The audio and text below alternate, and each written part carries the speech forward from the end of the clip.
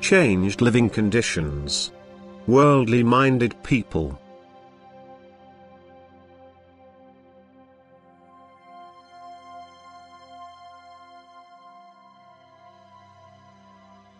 Entirely worldly-orientated thinking will hardly adapt to the changing situations of life and will only continue to attend to its physical improvement, and this will stop the human being from working at improving his soul.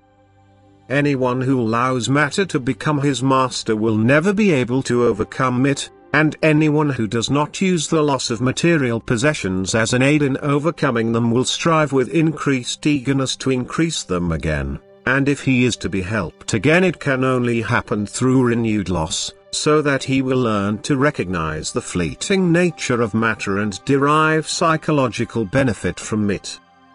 However, all faith will also fall prey to increased earthly striving, and for this reason alone different camps will develop which are externally recognizable.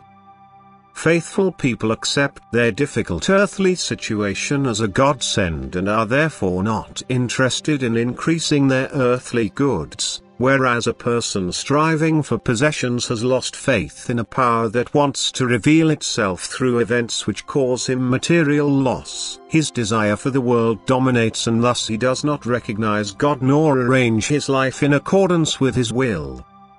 And thus a very busy time of activity will commence when people will want to improve their situation, which has become extraordinarily difficult due to God's will. And then a person's way of thinking will become evident. The loving person will help his fellow human being by making his life bearable, yet the heartless person will only want to rearrange his own life. He will do anything to provide himself with a good living standard again and not shy away from accomplishing it at his neighbor's expense. And it will soon become clearly apparent with whose support he works, who provides him with the energy for earthly activity and has taken possession of his soul in return.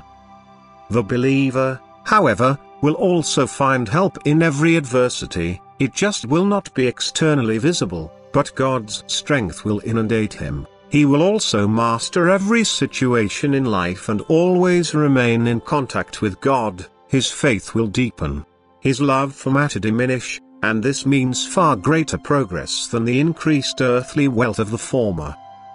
For anyone who sells his soul for the sake of earthly life only takes the short time on earth into consideration, which can be over for him at any time.